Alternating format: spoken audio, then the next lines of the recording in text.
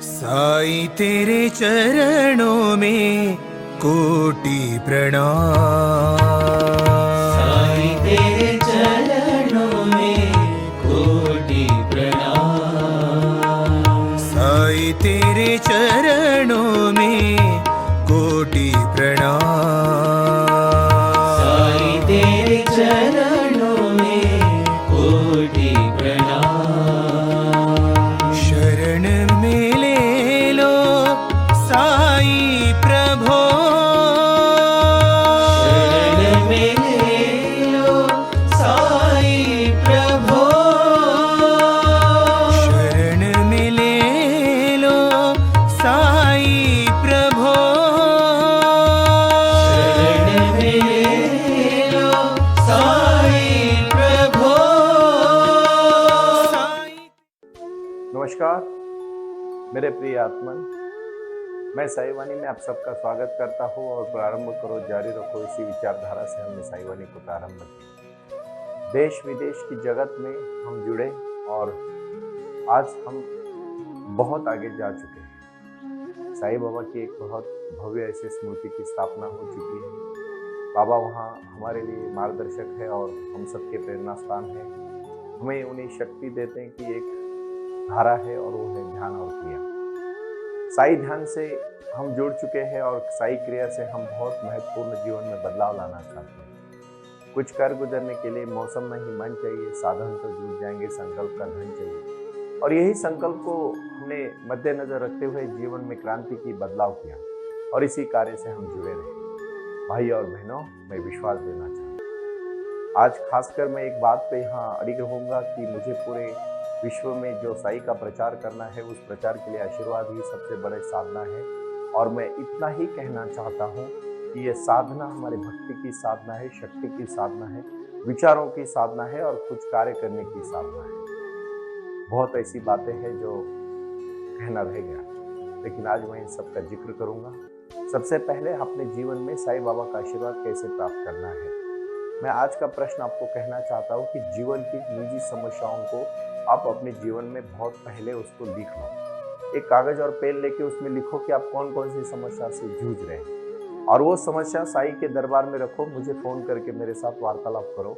मेरी पूरी टीम आपको मार्गदर्शन करने के लिए तैयार है, लेकिन हम इतना चाहते हैं कि एक एक माध्यम से आज हम साईं के जीवन की जो गाथा है, जो साईं का चरित्र है, जो हमारे जीवन के चरित्र से जुड़ा है, और उसको जुड़ने के लिए जब साईं बाबा अपने भक्तों को आशीर्वाद देना चाहते हैं तो वो कौन से मार्ग से देना चाहते हैं, कैसे देना चाहते हैं, इसी के वार्तालाप के साथ साथ मैं उनका चरित्र प्रारंभ करने से पहले आज मैं उनका सबसे पहला संदेशा, जो कभी किसी को पता नहीं कि बाबा कहाँ जन्मे हैं। बाबा जो नीम के पेड़ के नीचे प्रकट हुए और उन्होंने मार्गदर्शन करना शुरू किया, बाईजा माँ से लेके महासापति तक सबको जैसे मार्गदर्शन किया, आज भी बाबा है और बाबा का अस्तित्व समाधि में है और हम सबके विचारों में है। मुझे जो ज्ञान प्राप्त हुआ है वो मैं आपको सबके साथ बांटने के लिए साईं के आशीर्वाद से तैयार हूँ। भाई और बहनों, ये सूत्र है, मैं जो सूत्र बताने जा रहा हूँ ये बहुत ही अहम सूत्र है और उसका पहला कड़ी है कि हमारे जीवन में हमारा लक्ष्य तय करना। दूसरा और बहुत ही महत्वपूर्ण सूत्र है कि उसके लिए ध्यान के माध्यम से साई क्रिया को प्रारंभ करना। ये क्रिया है, एक स्टेप है जीवन की, जो हमें हमारे जीवन में आत्मसात करनी चाहिए। बहुत सारे लोग कहते हैं, सुनील जी आप कहानियां कहते हो, बहुत अच्छा लगता है। मैं कहानियां अच्छा लगने के लिए जरूर कहता हूं, लेकिन उससे बोध लेना मेरे लिए बहुत महत्वपूर्ण है। आप हर कहानी से बोध लीजिएगा। बहुत सारी कहानियां मैंने कही है। पिछले लगातार 4 महीने से मैं साईवानी को आस्था चैनल से और हजारों करोड़ों लोगों को जाके मैं संबोधन कर रहा हूँ, मार्गदर्शन करने का प्रयास कर रहा हूँ। लेकिन भाई और बहनों, मुझे आप सबसे आज विनती करनी है कि आपको अपने निजी जीवन में साई वाणी, साई क्रिया और साई ध्यान का प्रारंभ करना है। इस पंचसूत्री के माध्यम से शिक्षा, आरोग्य, रोटी, कपड़ा, मकान, इस भूमिका के प्रति आपको सजग रहना है और साईं बाबा के अपने घरों में, अपने गांव में, अपने कुनबे में, अपने मोहल्ले में, अपने शहर में, अपने राज्य में, अपने देश में शाखाएं शुरू करनी है, जिससे हम सब मिले और देश के कार्य को जुड़ जाए। अपने जीवन में वो क्रांति करे। साईं बाबा का आशीर्वाद ही सबसे बड़ा आशीर्वाद है और अन्नदान ही उन्होंने जब कहा, मैं तो शिक्षा और आरोग्य के प्रति बहुत बड़ा कटिबद्धता के साथ कहना चाहता हूं। मैं छोटी सी कहानी कहना चाहता हूं, इस कहानी का बोध आप ले और उसके बाद हम जीवन को कैसे आगे चले जाना चाहिए, इसका मैं एक छोटा सा आपको पर्व कहने जा रहा हूं। बहुत सारे महापुरुषों ने अपने अपने जीवन में अपनी राय दी है, अपने अपने जीवन में अपने बारे में जो कहा है वो बहुत अच्छा कहा है। भगवत गीता का सबसे महत्वपूर्ण अगर हम चिंतन करेंगे तो अर्जुन जब अपने जीवन में बहुत थक चुका था और सामने वाले सब अपने मेहमान, अपने भाई भतीजे, चाचा चाची सबको देखा तो उसको लड़ने की मनीषा चली गई। आज के जीवन में, अपने ही जीवन में हम जब जीना चाहते हैं तो बहुत सारी समस्या से उलझ पड़ते हैं और हम जिंदगी को जीने में बहुत ही नाकामयाब होने का प्रयास करते हैं, थक जाते हैं, रुक जाते हैं, हार जाते हैं। साईं बाबा अपने भक्तों को पहला संदेशा देना चाहते हैं कि हारो मत, उठो जागो और तब तक रुको मत जब तक आप अपनी मंजिल को पा नहीं लेते। क्या है सबसे महत्वपूर्ण चीज? कौन सी चीज सबसे महत्वपूर्ण है? कैसी चीज होनी चाहिए अपने जीवन में? भाई और बहनों, क्रांति करनी चाहिए और वो विचारों की क्रांति है, भक्ति की क्रांति है, शक्ति की क्रांति है। और हमारे जीवन में कुछ कर गुजरने के लिए मौसम नहीं, मन चाहिए, साधन तो जुट जाएंगे, संकल्प का धन चाहिए। ये संकल्प का की दृढ़ता है।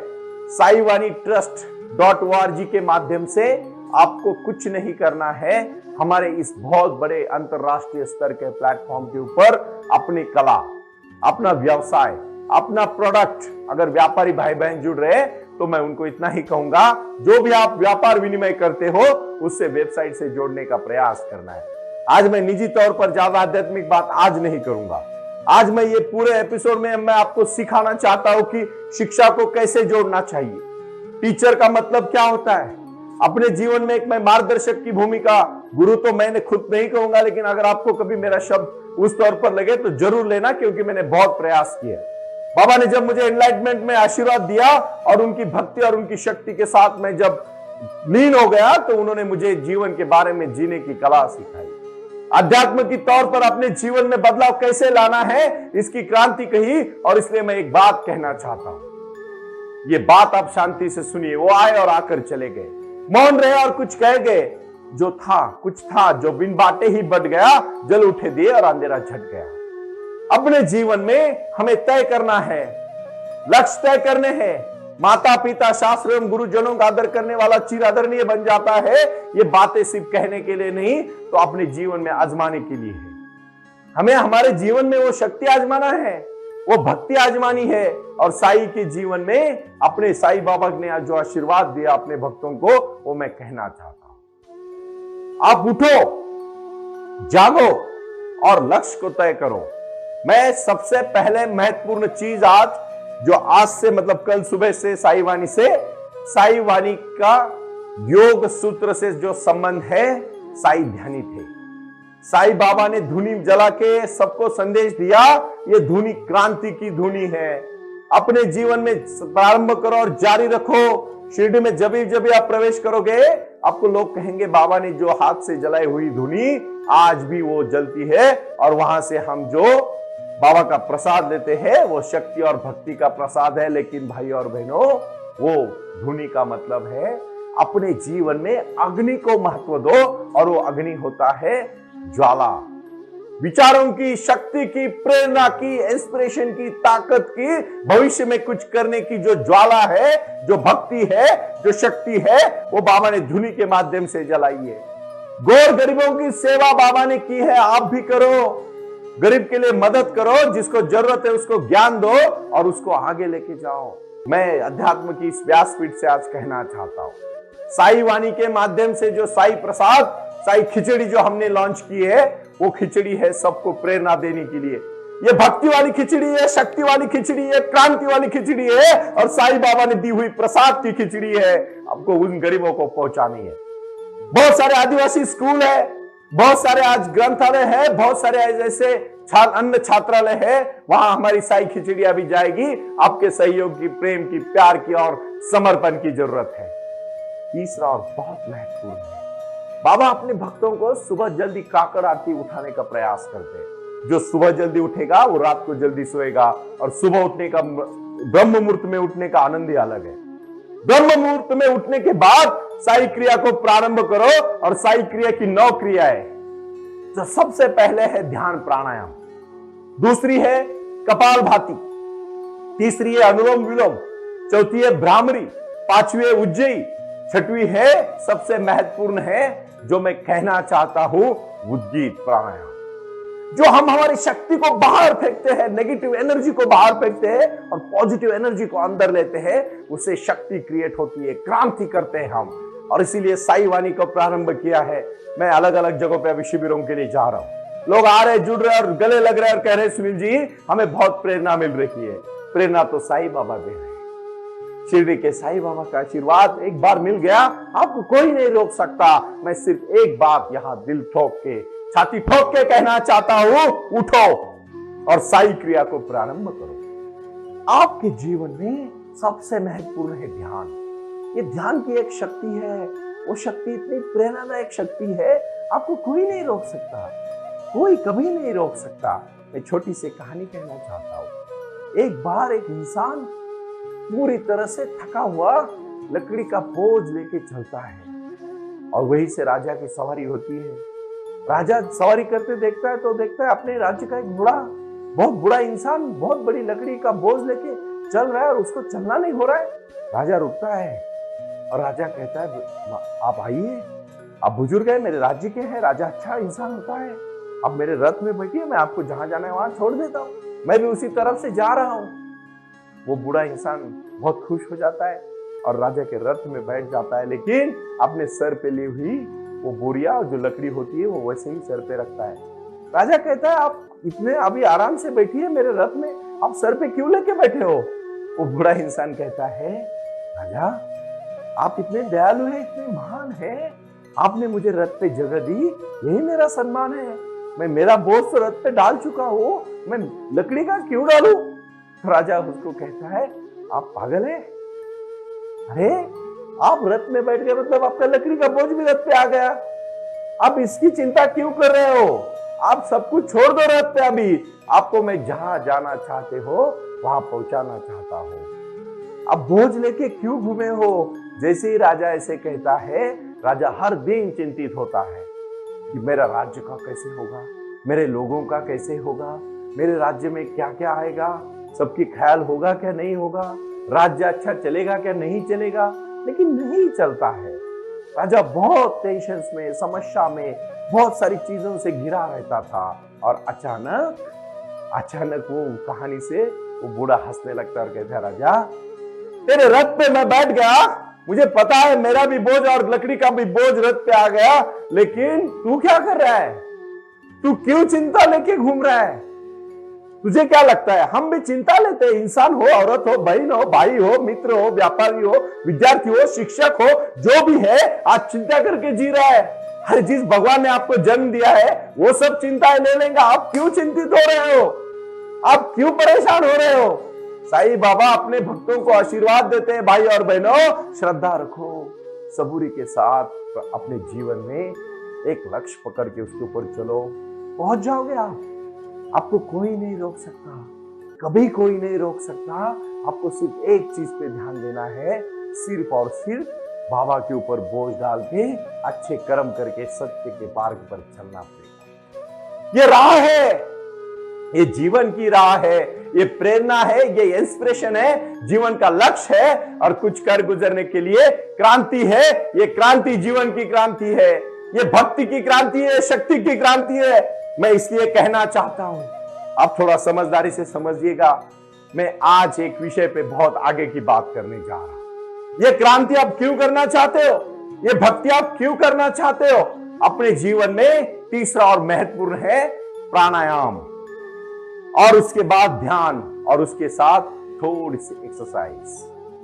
अपने शरीर को, ये शरीर जो है ना, ये कार्य करने के लिए बना है। बहुत सारे लोग आलसी बन चुके हैं और आलस सबसे बड़ा शत्रु है। मैं आज विनती करूंगा सबको, 7:20 में आस्था भजन पे साई वाणी शुरू होती है। 7 बजे आपको रेडी रहना है साई वाणी सुनने के लिए। YouTube पे आप सुनते हो, बड़ी खुशी की बात है, लेकिन मैं चाहता हूं आस्था भजन पे आप सुने। बाबा रामदेव जी के इस आस्था चैनल पे पूरे विश्व से लोग जुड़े हैं योग के माध्यम से। मैं जुड़ा हूं ध्यान के माध्यम से, योग मेडिटेशन के माध्यम से, प्राणायाम के माध्यम से, और मैं चाहता हूं साई क्रिया और साई ध्यान आपके जीवन में क्रांति लाएगी। पुणे के इस महत्वपूर्ण सेंटर में मैं कार्य करना चाहता हूं।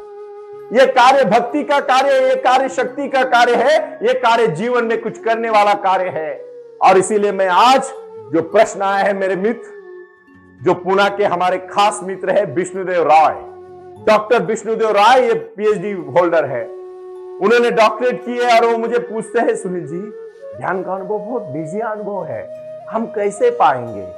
मैं उनको कहना चाहता हूं डॉक्टर साहब आप बहुत सही पूछ रहे हो, ध्यान का अनुभव एक निजी अनुभव है, लेकिन निजी अनुभव को पाने के लिए पहले हमें उसका स्वाद लेना पड़ेगा। अंधे आदमी को प्रकाश नहीं दिखा सकते हो, जिसको ध्यान का ज्ञान नहीं उसको ध्यान का अनुभव आप क्या दोगे? इसीलिए डॉक्टर साहब मैं सबको आज एक बात कहूंगा, पानी पीने से भूख मतलब प्यास बुझ जाती है, ध्यान करने से ही ध्यान की शक्ति समझ में आएगी। इसीलिए मैं आगे एक बात कहूंगा जो बहुत महत्वपूर्ण बात है कि आज से ध्यान को प्रारंभ करो, और साई वाणी का जो वचन है प्रारंभ करो जारी रखो, इसी विचारधारा के साथ चलो। ध्यान एक निजी अनुभव होते हुए भी सजगता के साथ ध्यान करो, और सिर्फ सांस को ध्यान करने के बाद एक बार सिर्फ सांस की तरफ नजर रखो।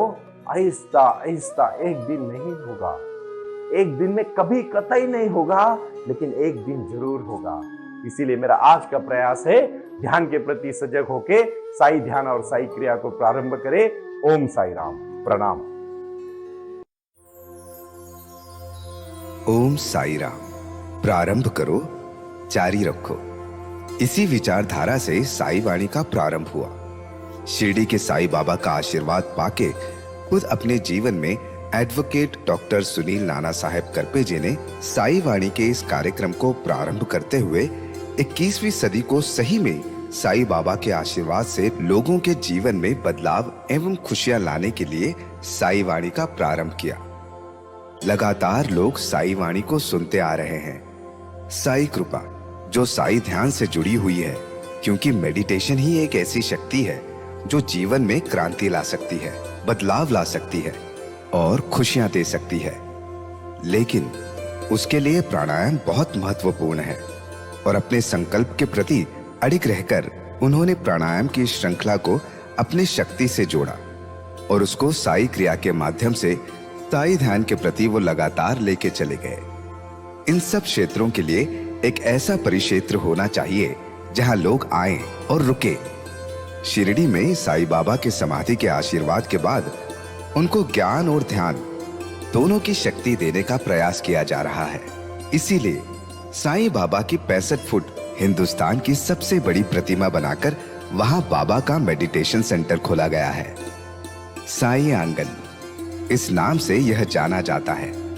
देऊळगाव गाड़ा, तालुका दौंड, जिला पुणे, यहाँ साई आंगन की, और बारामती क्षेत्र में साई आंगन में इसी क्षेत्र की निर्मित करते हुए उन्होंने यहाँ निजी व्यवस्था के साथ बच्चों के लिए गुरुकुल सिस्टम का इंग्लिश माध्यम का स्कूल, जहाँ बच्चे पढ़े और जहाँ बच्चे गुरुकुल में रहकर गुरुकुल के माध्यम से गुरुर ब्रह्मा गुरुर विष्णु गुरुर देवो महेश्वरा गुरु साक्षात परब्रह्म तस्मै श्री गुरुवे नमः इसका ज्ञान ले पाएं। इसी के लिए इसे पूरी तरह से सीबीएसई एवं गुरुकुल के माध्यम से बच्चों को एक सुजान एवं भारत का एक ज्ञानी और अच्छा नागरिक बनाने के लिए वे ये कर रहे हैं। उसी के साथ हेल्थ इज वेल्थ कहते हैं कि शरीर ही सबसे महत्वपूर्ण संपदा है, और उस संपदा को आयुर्वेदा के माध्यम से लोगों को जोड़ना चाहिए। इसीलिए उन्होंने यहाँ साई वाणी आयुर्वेदा हॉस्पिटल की भी निर्मित की है, और उस कार्य के लिए वो पूरी तरह जुड़ चुके हैं। पूरे विश्व से लोग साई क्रिया और साई ध्यान के माध्यम से जुड़ रहे हैं, और इसीलिए उन्होंने साई वाणी trust.org इस ई कॉमर्स की भी स्थापना की है। इस ई कॉमर्स के माध्यम से हजारों करोड़ों भाई बहन को उन्होंने व्यापार करने के लिए प्लेटफॉर्म दिया।